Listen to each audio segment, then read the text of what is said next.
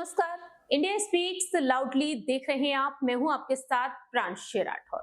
उत्तर प्रदेश की 80 लोकसभा सीट और इन 80 के 80 लोकसभा सीटों पर जीत हासिल करने के लिए भारतीय जनता पार्टी जद्दोजहद करती हुई देखी जा रही है।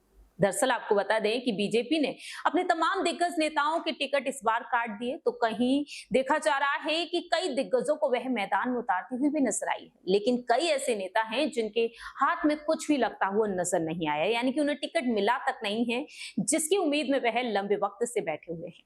इसी लिस्ट में नाम शामिल है यादव कुनबे की छोटी बहू अपर्णा बिष्ट यादव का। 2022 में बीजेपी में ये शामिल हुई, लेकिन देखा गया कि अब तक बीजेपी में ये किसी अहम भूमिका में नजर तक नहीं आई है।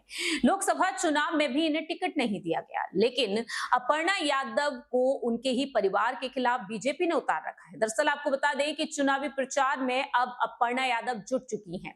जिस तरह से देखा गया है कि समाजवादी पार्टी के लिए जो गढ़ मानी गई है कई सीटें, जैसे कि मैनपुरी है, बदायूं है, फिरोजाबाद है, कन्नौज है, इन सीटों पर वह चुनावी प्रचार करती हुई नहीं देखी गई, लेकिन अब वह चुनावी प्रचार में व्यस्त नजर आ रही हैं। आजमगढ़ लोकसभा सीट पर आजमगढ़ सीट पर 25 मई को मतदान होने जा रहे हैं और इस सीट से एक बार फिर से बीजेपी की तरफ से मैदान में है दिनेश लाल निरहुआ। दिनेश लाल निरहुआ ने 2019 में जिस तरह से चुनाव लड़े थे और ऐसे में देखा गया कि सपा मुखिया अखिलेश यादव ने उन्हें हरा दिया था, लेकिन उत्तर प्रदेश में जब विधानसभा चुनाव हुए तो अखिलेश यादव जिस तरह से विधानसभा चुनाव में जीत हासिल करते हुए नजर आए तो वह इस सीट पर इस्तीफा देते हुए नजर आए और इसके बाद देखा गया कि अखिलेश यादव ने अपने चचेरे भाई धर्मेंद्र यादव को उतार दिया, लेकिन धर्मेंद्र यादव उपचुनाव में हार का सामना करते हैं दिनेश लाल निरहुआ से। और एक बार फिर से देखा जाए तो आजमगढ़ सीट पर धर्मेंद्र यादव और दिनेश लाल निरहुआ आमने सामने है। ऐसे में देखा जाए तो रोड शो का आयोजन किया गया है अपर्णा बिष्ट यादव के लिए। वह अपने देवर धर्मेंद्र यादव के खिलाफ चुनावी प्रचार करती हुई देखी जाएंगी, जहां एक तरफ है यादव कुनबे की बड़ी बहू डिंपल यादव जो धर्मेंद्र यादव के साथ हैं, लेकिन अपर्णा बिष्ट यादव धर्मेंद्र यादव के खिलाफ चुनावी प्रचार करती हुई देखी जा रही हैं। ऐसे में देखा गया है कि धर्मेंद्र यादव की प्रतिक्रिया भी सामने आ चुकी है।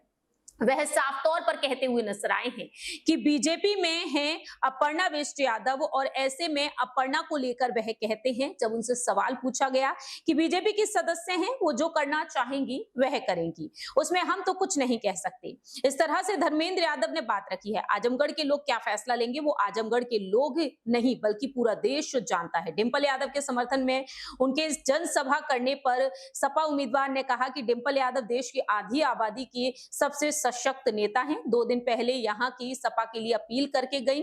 मुझे यकीन है कि उनकी अपील पर यहाँ की माताएं बहनें समर्थन जरूर देंगी।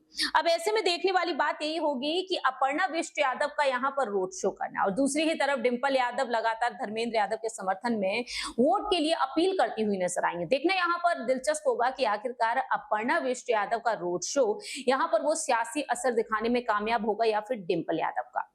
फिलहाल देखा जाए राजनीतिक तौर पर दोनों ही बहुएं आमने सामने हैं, लेकिन पारिवारिक तौर पर हमेशा ही एक दूसरे के साथ नजर आती हैं, कदम ताल मिलाती हुई देखी जाती हैं, क्योंकि अपर्णा यादव को लेकर यह तक कहा गया कि वह मैनपुरी से चुनाव नहीं लड़ना चाहेंगी, परिवार के किसी भी सदस्य के खिलाफ चुनाव नहीं लड़ेंगे। अब देखते हैं कि आने वाले दिनों में जब 4 जून को नतीजे सामने आएंगे तो बीजेपी के खाते में कितनी सीटें आती हैं उत्तर प्रदेश में, तो वहीं समाजवादी पार्टी को कितनी सीटें जीत हासिल करते हुए देखा जाएगा। फिलहाल इस खास रिपोर्ट में इतना ही। बाकी की तमाम अपडेट्स के लिए आप देखते रहिए इंडिया स्पीक्स लाउडली।